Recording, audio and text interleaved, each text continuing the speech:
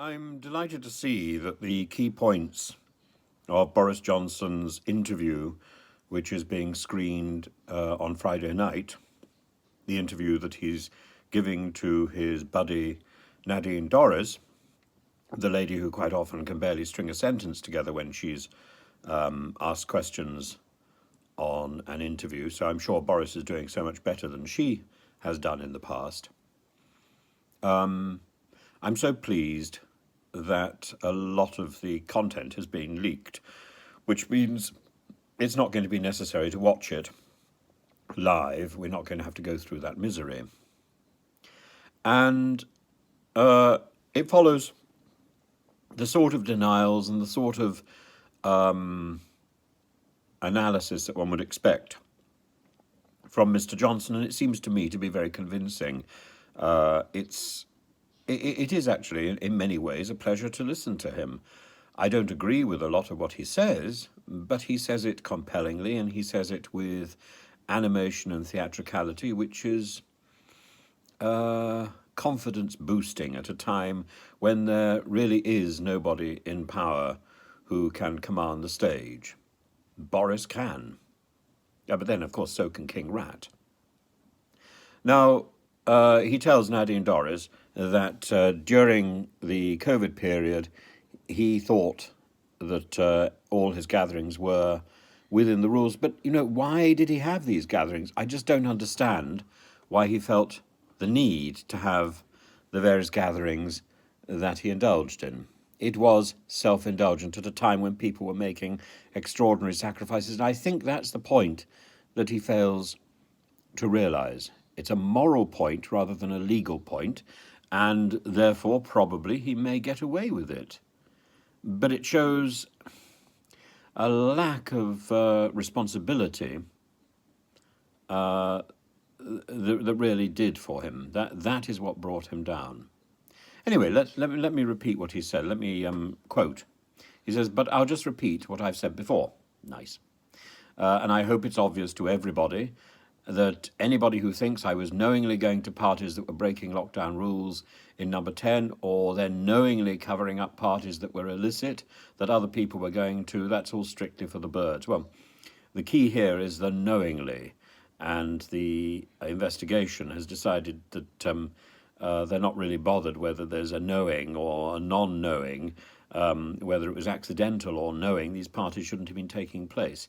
If anybody likes to think that, then they're out of their mind, he says. Now, he explains how much he was desperately thinking about the COVID-19 problem. We've got to remember that he himself went down with COVID.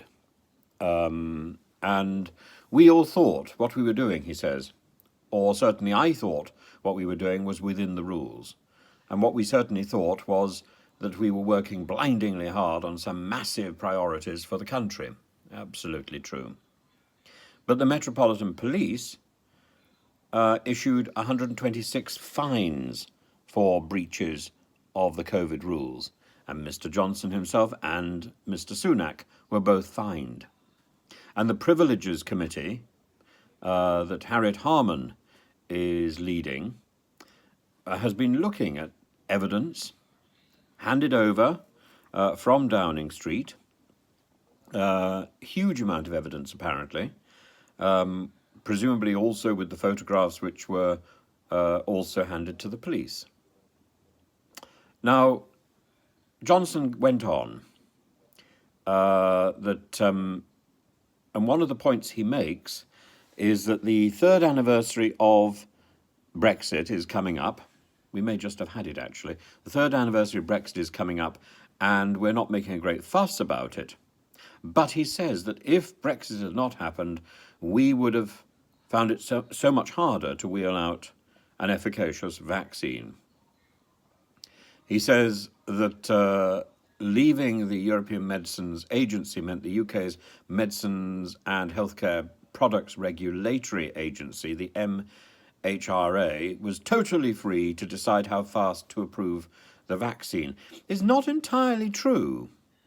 And The current MHRA Chief Executive, Dr. June Rain, said we would have been able to authorise the supply of this vaccine using the provisions under the European law. So what Mr. Johnson says is slightly over-egging the omelette. He says, we wouldn't have been able to do that vaccine rollout so fast. And you know, it is literally true that Brexit helped save lives. And people's eyes bulge a bit when you say that, but it happens to be true. Well, actually, that's not necessarily the case. Of course, Nadine Dorries undoubtedly is not going to interrupt him and challenge him on that. She's undoubtedly not going to quote Dr. June Rain on that, but yeah, I am. And Mr. Johnson doesn't stop there, apparently. He also goes on and questions, let's say that, questions Mr. Sunak's decision not to send fighter jets to Ukraine. Give them what they need, says Johnson, because it will save time and save lives. And if the UK and its allies gave Kyiv the aircraft that they asked for. Well, I'm entirely in favour of giving Mr. Zelensky everything he needs to defend his country. I worry about providing Mr. Zelensky with top fighter jets because they have an opportunity to go beyond the borders of Ukraine, and we need to be seen not to be escalating this conflict. There are other ways, I think, in which we can support a defensive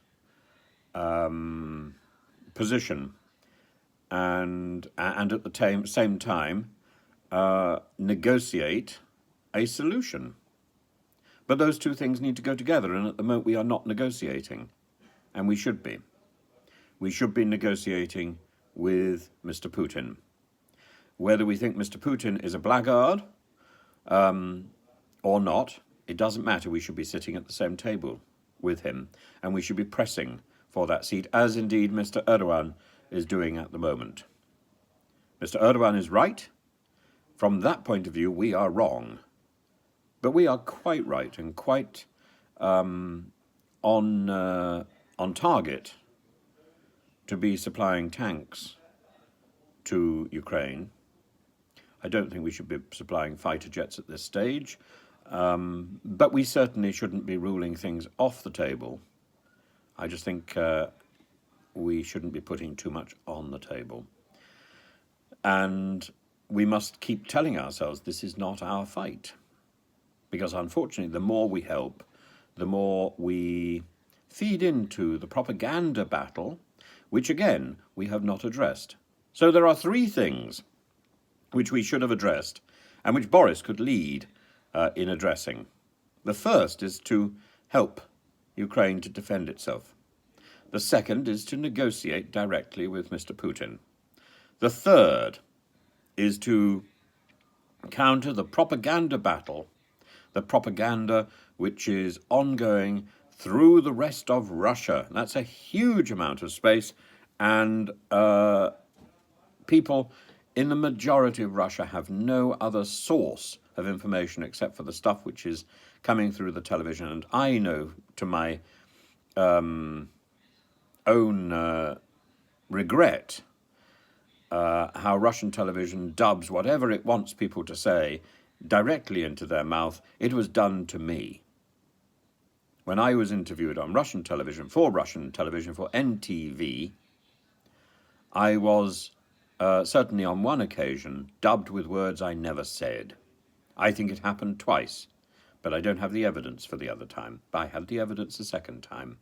I took a recording of the original interview and I compared that with what was actually broadcast.